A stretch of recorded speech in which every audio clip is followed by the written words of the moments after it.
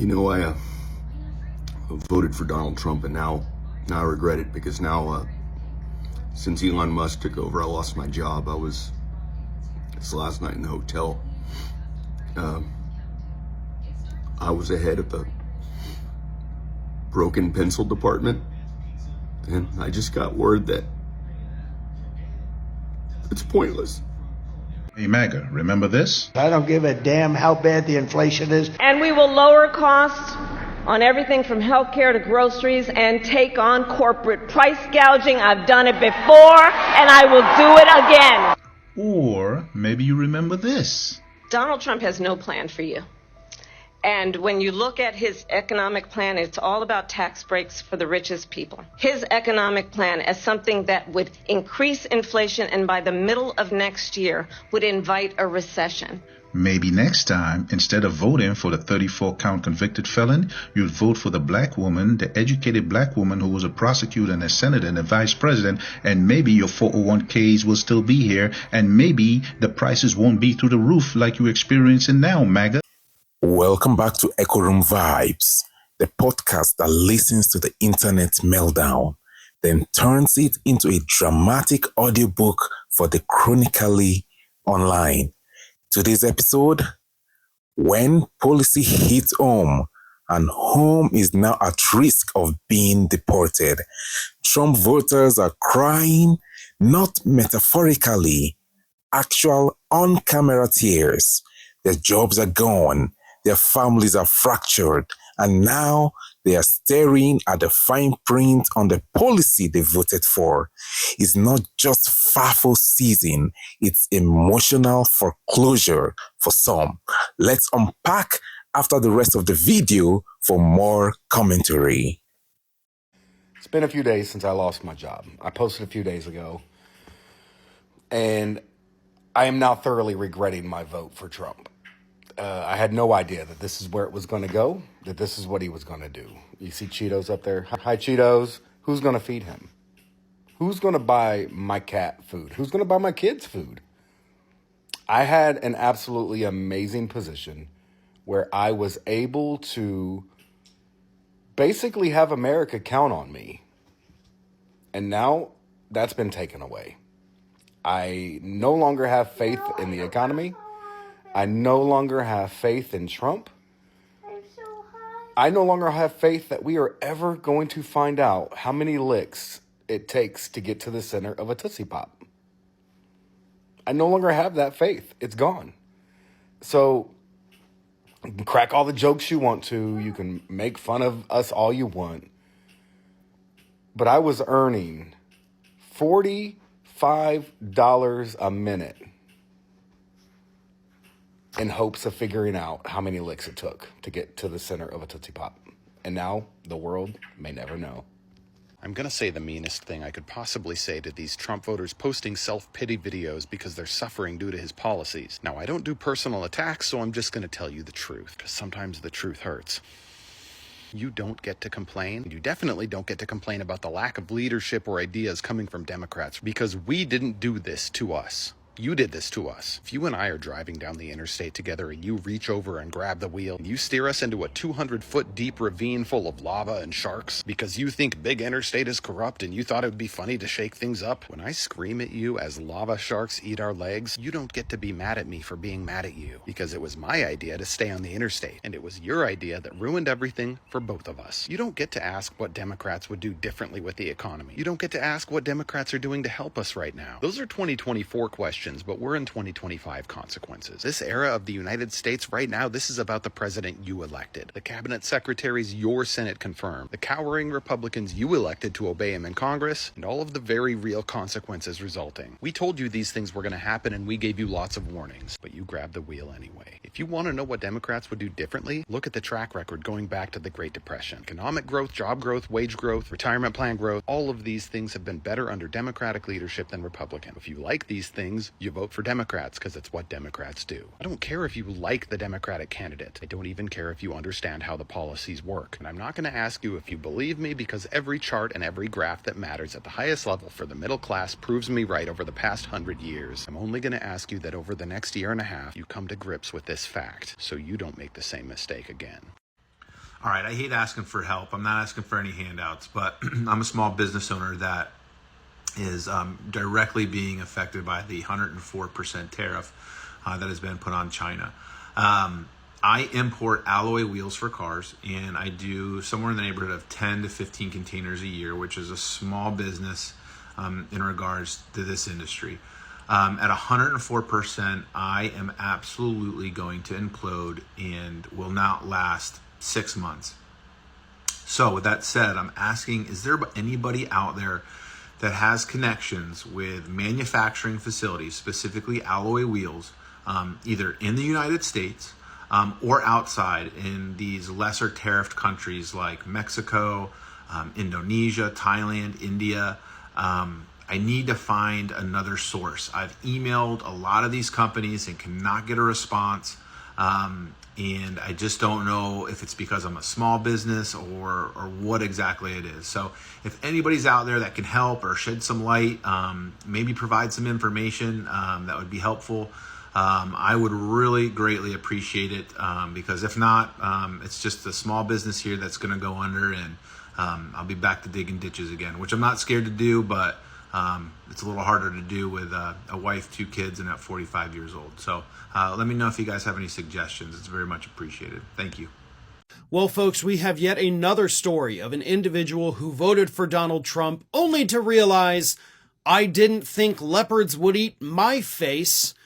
This time it is a young woman from the Midwest who recently had her partner of many years and the father of her daughter detained by ICE, where he will now be deported after living in the United States for almost his entire life, according to the social media post that this young woman put out there for the world to see.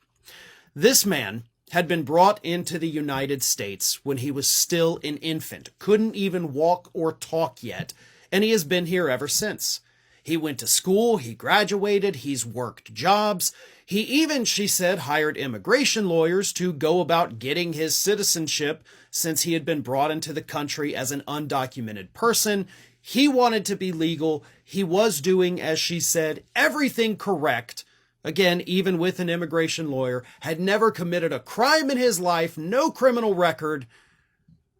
And she was still stunned to find out that Donald Trump did not want him here. So her daughter is losing her father. This woman is losing the man that she has been with since high school. And she voted for the guy who's doing this. Here's what she said. I voted for Trump, and it cost me immensely. And then referring to her partner, his biggest fault, he wasn't legal. And that, of course, is when she started going into everything that he had done. Again, properly, went through the right channels. He had no control over how he was brought into this country, but none of that matters. She added, my oldest child is losing her father because of Trump's immigration policies. Do I feel like I made a mistake? Possibly. Ask me again when I'm not so emotional. You said it. You already said it cost you immensely. And then you're like, did I make a mistake? Meh. Ask me later. I'm a little hyped up right now. If you're not 100% sure at this point that you made a mistake, then you clearly don't think you made a mistake.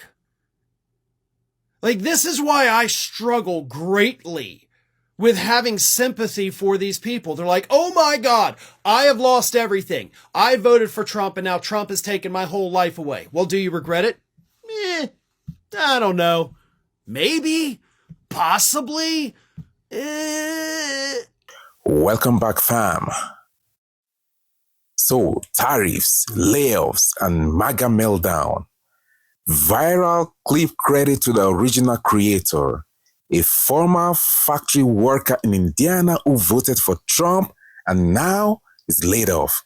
The video cut in with him holding a pink slip and saying, I thought he was bringing jobs back, but all I got was silence. Shout out to the stitches that said, he thought it was trickle down. Turns out it was a flush. Yikes! The economy didn't just clap back, it laid people off and out. So guys, let's talk about of that video. My husband voted Trump. Now ICE took our future. Brace yourself, guys. Brace yourself, guys.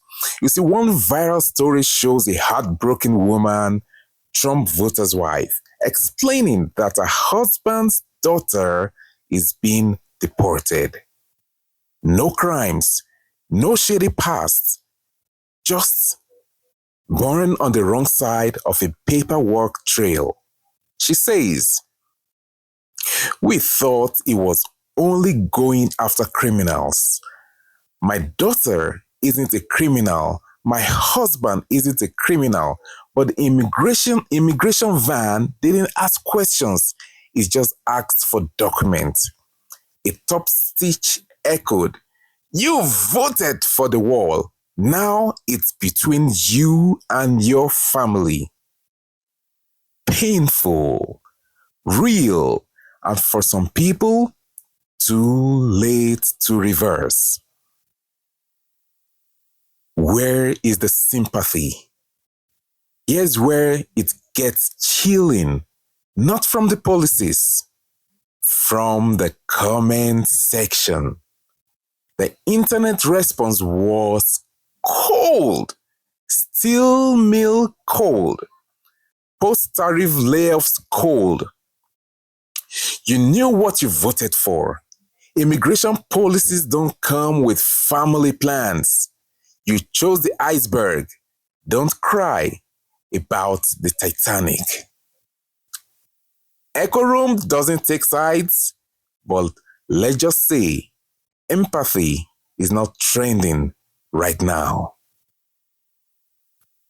So let's talk about the cost of a vote on jobs, families, futures. This ain't just politics. This is a family that thought they were voting for safety. A dad who lost his job due to a tariff his own vote invited. A father now being deported by the administration they supported. This is FAFO, real life edition. And the worst part, not even the neighbors are defending them anymore. Just that uncomfortable silence where pride used to be. So here is the echo. Votes come with receipts. Policies don't come with do-overs. And tears don't always earn sympathy when the damage was self-inflicted.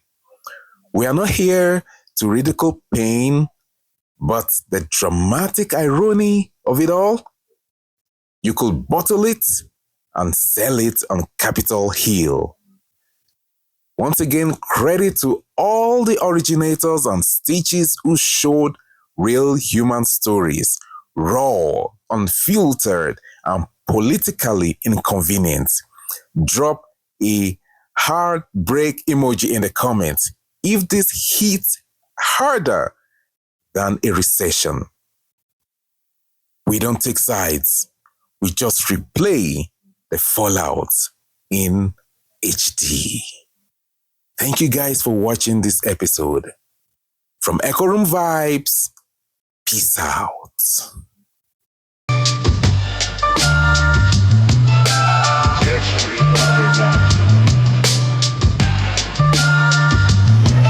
Rap jingle, Echo Room Vibes. Beat kicks in, chill lo-fi or boom bap vibe. Catchy and melodic. Echo Room Vibes. Yeah, we bring that heat.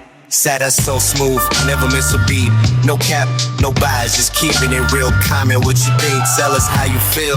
One stop spot for the Daily Scroll. Drama, fact, and a little bit of soul. Reacting to the world with a comic twist. We roast and reflects, nothing gets missed. No agendas, just that clever spark. We shine like what it takes to dark. Respect the clip, Stitch's origin too. We give the credit, that's how we do. Whoopie beat with variation, echo room vibes. You keep us fly, shout out every end, that 1,000 guy. Like comments, be part of the tribe. Join the room, catch the vibe, fill the job. To all our subs, you keep us fly. Shout out every end, that 1,000 guy. We see you watching, don't just slide. Drop that fire emoji, show your pride.